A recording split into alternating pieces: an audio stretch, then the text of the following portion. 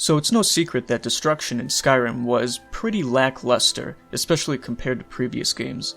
It was missing a lot of oomph, it wasn't very good late game and it was tedious to use because of that, and it just wasn't very useful in general.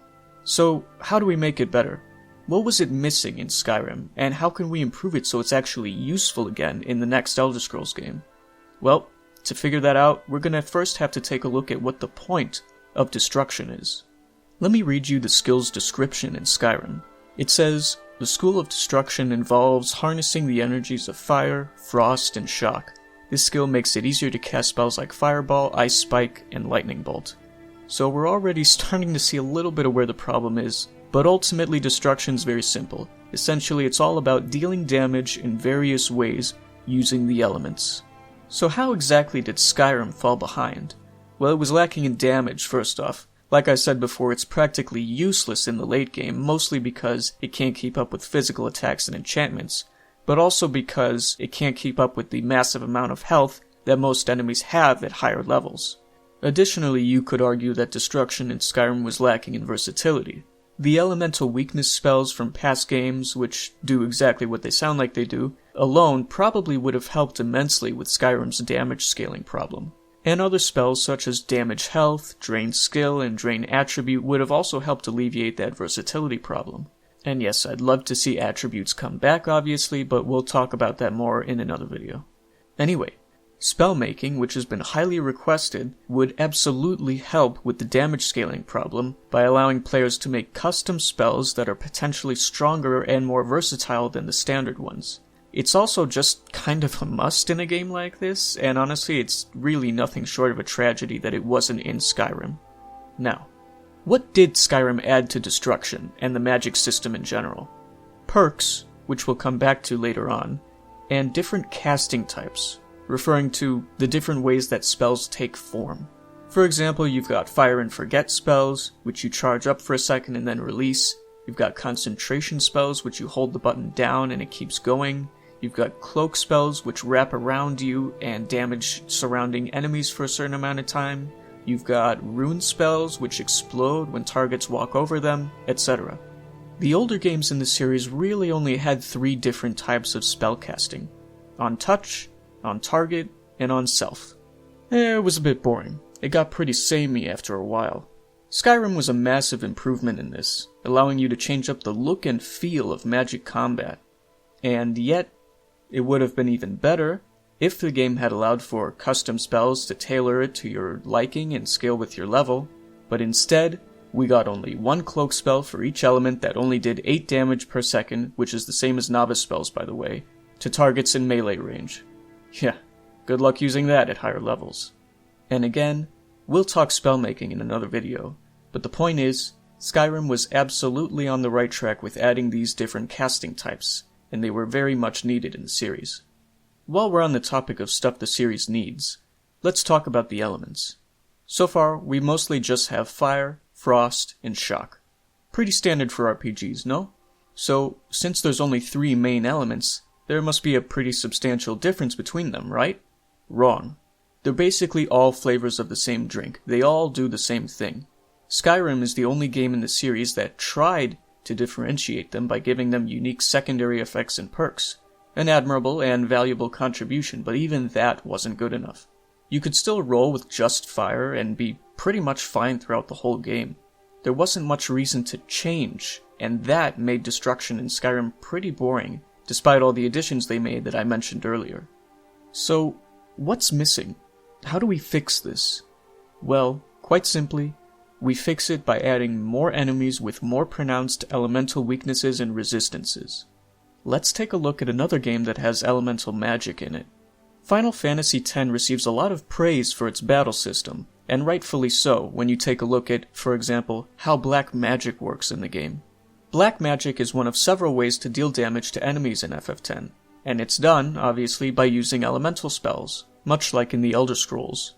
But where they differ is where the answer lies. You see, in FF10, most enemies that are susceptible to magic have clearly defined elemental weaknesses and resistances, or even immunities, so you can't just go using the same spell against every enemy all willy-nilly. You actually have to pay attention to what enemy you're fighting, make sure you have a spell of the correct element to take them down, and then use it. This is the crux of the issue right here. In Skyrim, most enemies aren't really designed to consider destruction magic. If you plan on using magic to deal damage, you should usually have to think about what spell you're using. And in order for that to happen, enemies need to be designed with more distinct weaknesses and resistances. For example, let's take a Draugr in Skyrim, or a skeleton for that matter. Draugr in Skyrim only had a 50% resistance to frost. That means that fire and shock will do exactly the same amount of damage against a Draugr. You would think that undead would be weak to fire, as is usually the case in most RPGs, but not in Skyrim. And additionally, it also means that you could actually kill a Draugr with frost if you tried hard enough. And that's a problem, because it makes consequences insubstantial by making your choices meaningless. Now, let's fix it. Imagine a Skyrim where Draugr have a 100% resistance to frost, that's immunity, a 50% resistance to shock, and a 50% weakness to fire. Now let's say you've got 3 spells, a fire spell, a frost spell, and a shock spell, that each do 50 damage. The frost spell would do 0 damage, the shock spell would do 25 damage, and the fire spell would do 75 damage. Notice the difference? Frost spells have been made completely useless against this enemy. Meanwhile, fire spells are now 3 times as effective as shock spells. This means now that anyone who wants to use elemental magic against this enemy can't use frost, first of all, and second, probably should use fire if they don't want to waste all of their magicka. This is pretty much exactly how FF10 handles it, and it works wonders for that battle system. Let's do one more example, the Flame Atronach. Skyrim actually got the 100% resistance to fire correct, but only gave them a 33% weakness to frost. Let's fix that. Let's keep that 100% resistance to fire, but let's bump that weakness to frost up to 50%, and introduce a 50% resistance to shock.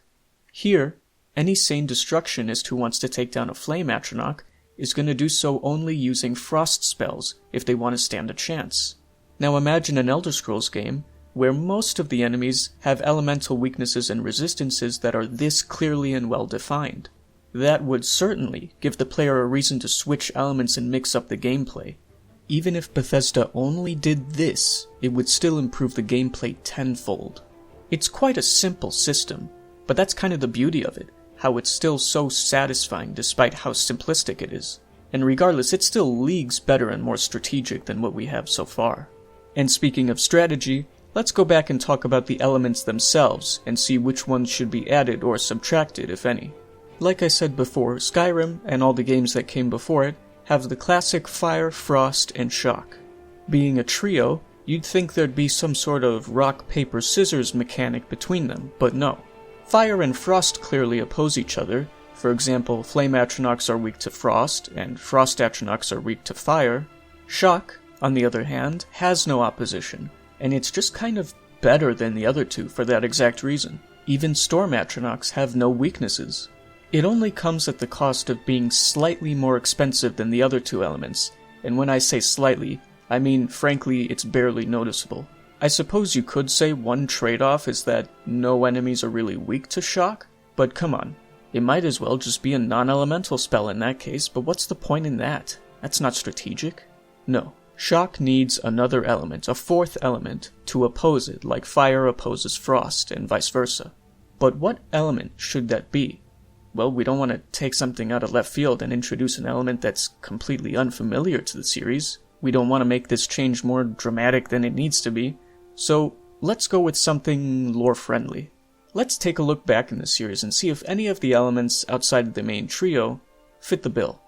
Well, we've got poison damage, but that doesn't really seem like it would oppose shock.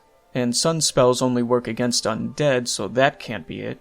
The Dragonborn DLC introduced a new element called chaos damage, but that's really just a dice roll between fire, frost, and shock, so that can't be it either. But, the Dragonborn DLC did introduce another type of spell, wind spells.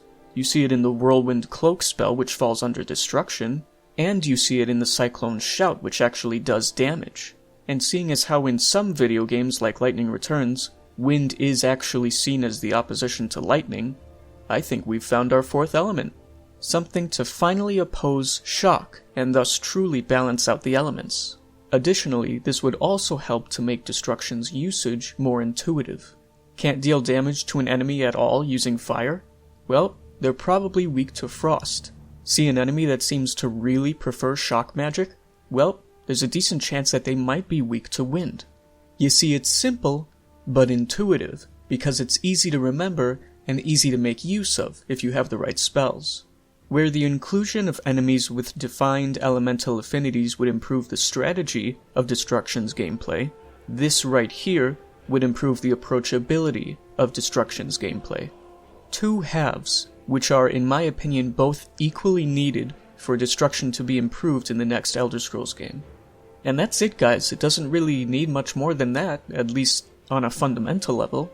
Again, nothing out of the blue, nothing that seems like it doesn't belong.